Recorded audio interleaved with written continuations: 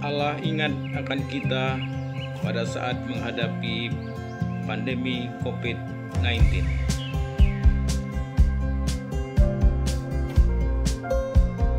Shalom, selamat berjumpa kembali dalam renungan firman Tuhan pada hari ini.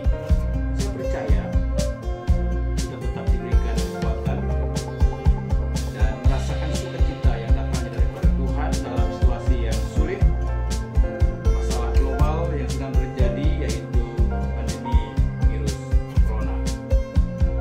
Hari ini, Jumat 1 Mei 2020, saya membaca sebuah artikel dalam pertemuan Musyawarah Perencanaan Pembangunan Nasional pada hari Kamis 30 April 2020. Presiden Joko Widodo mengatakan dunia saat ini tengah memasuki bencana krisis pangan, dan dia mengingatkan akan terjadi krisis pangan, bencana kelaparan yang akan mengancam seluruh dunia. Dia menerangkan ada 135 juta orang di dunia akan terancam kelaparan di tengah wabah pandemi virus corona ini. Dan bahkan Presiden Joko Widodo memprediksi akan bisa saja terjadi lebih parah lagi. Itu sebabnya dia menghimbau kepada masyarakat Indonesia supaya tetap menjaga kehidupan dengan lebih baik, kemudian melakukan persiapan produksi pangan, dan mempersiapkan segala sesuatu menjelang hal-hal yang dia sebutkan tadi. Saudara sekalian dikasihi oleh Yesus Kristus, wabah virus corona ini bukan saja terjadi kepada masalah ekonomi, juga terjadi kepada masalah kematian. Pada tanggal 30 April 2020, juru bicara pemerintah untuk penanganan virus corona, Ahmad Yuryanto, dia mengatakan data per tanggal 30 April, orang yang positif corona itu 10.118 orang, yang meninggal 792 orang, yang sembuh 1.522 orang. Orang dalam pemantauan 230.411 orang, pasien dalam pengawasan 21.827 orang. Karena ini pandemi bukan hanya di satu negara, juga di seluruh dunia, maka berdasarkan laporan juga pada tanggal yang sama, orang yang terinfeksi virus corona itu ada 3.272.102 orang. Yang meninggal sudah mencapai 231.312 orang, dan yang sembuh 1.031.502 orang. Apakah cukup sampai di situ? Pada hari Jumat juga saya membaca sebuah informasi tentang ada salah satu rumah sakit di kota Pontianak dilakukan penutupan sementara operasional mulai tanggal 1 Mei 2020 dengan batas waktu yang tidak ditentukan. Saudara sekalian, pastilah segala sesuatu yang diambil oleh rumah sakit seperti ini sudah dipertimbangkan secara matang, dan pasti ada hal-hal yang terjadi sehingga keputusan seperti ini harus diambil. Renungan kita hari ini melihat situasi yang ada, apakah kita pasrah, kita hanya berdiam diri, atau kita menyalahkan pemerintah, menyalahkan rumah sakit, menyalahkan orang lain. Tetapi poin penting saya hari ini adalah saat peristiwa seperti ini terjadi, maka kita harus lebih mendekatkan diri kepada Tuhan.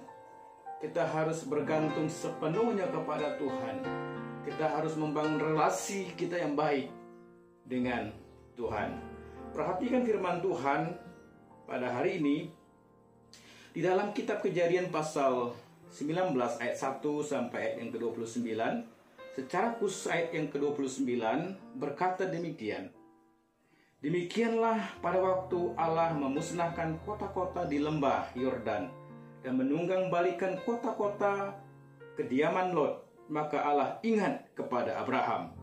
Lalu dikeluarkannyalah Lot dari tengah-tengah tempat yang ditunggang balikan itu. Saya menggarisbawahi dalam ayat ini, maka Allah ingat kepada Abraham. Allah ingat akan kita. Allah ingat akan kita. Saudara sekalian yang dikasihi oleh Yesus Kristus, jika Allah ingat akan kita, maka yang pertama, Allah mengutus malaikatnya menyertai kita. Ayat yang pertama, Allah mengutus malaikatnya menyertai kita. Kedua malaikat itu tiba di Sodom pada waktu petang. Saudara sekalian dikasihi oleh Yesus Kristus, bagian firman Tuhan yang lain dalam kitab Keluaran 23 ayat 20, sesungguhnya aku mengutus seorang malaikat berjalan di depanmu untuk melindungi engkau di jalan dan untuk membawa engkau ke tempat yang telah kusediakan. Mazmur 91 ayat 11, sebab malaikat-malaikatnya akan diperintahkan kepadamu untuk menjaga engkau di segala jalanmu. Artinya bahwa saya dan saudara adalah orang penting bagi Tuhan. Allah mengutus malaikatnya menjaga kita. Itu adalah hal yang luar biasa. Kita percaya bahwa Tuhan mengasihi kita pada hari ini. Hal yang kedua, jika Allah ingat akan kita, Allah memelihara kita. Ayat 10 sampai 11. Malaikat melindungi Lot dan keluarganya dari serangan orang-orang yang akan membinasakan mereka. Ini hal yang luar biasa. Pemeliharaan Tuhan itu sempurna. Mazmur 17 ayat 8 berkata, peliharalah aku seperti biji mata, sembunyikanlah aku dalam naungan sayapmu. Saudara sekalian, kata biji mata ini artinya sesuatu yang sangat berharga yang harus dipelihara. Demikianlah Tuhan memperhatikan kita hari ini. Seperti biji mata, kita diperhatikan, kita berharga di hadapannya. Allah mengetahui kapan bahaya akan mengancam hidup kita, dan Dia memelihara kita. Yang ketiga, yang terakhir, ayat 16, malaikat menuntun dan melepaskan Lot dan keluarganya dari hukuman. Satu hal yang luar biasa, bukan saja dipelihara oleh Tuhan, kita juga dikasihani oleh Tuhan. Betapa berharganya hari ini saya dan saudara. Mazmur 57 ayat 1, kasihanilah aku, ya Allah, kasihanilah aku, sebab kepadamulah jiwaku berlindung, dalam naungan sayapmu aku akan berlindung. Dia mengasihani kita. Teks firman Tuhan ini memang tidaklah berbicara langsung kepada suatu situasi seperti yang sedang kita alami hari ini, yaitu wabah virus corona. Tetapi saya mau merefleksikan bagian firman Tuhan ini yang berkata demikian. Situasi dapat saja berbeda. Artinya, masalah yang terjadi di Sodom dan Gomora berbeda dari pandemi virus corona. Tetapi cara pertolongan Allah itu tetap sama. Amin, saudara. Tetapi cara pertolongan Allah itu tetap sama. Dia mengutus malaikatnya. Dia memelihara kita. Dia mengasihani kita. Jika kita mendengar kalimat yang sering disampaikan oleh beberapa orang hari ini, jika mereka ingin membuat jadwal atau mereschedule untuk sebuah pertemuan atau sesuatu pertemuan, maka kalimat yang kita dengar hari ini sampai dengan batas waktu yang tidak ditentukan atau belum diketahui. Artinya apa? Tidak ada seorang pun yang tahu kapan pandemi virus corona ini akan berakhir. Tidak ada satupun yang tahu. Saudara sekalian dikasihi oleh Yesus Kristus. Tapi pesan firman Tuhan hari ini yang menjadi perenungan kita.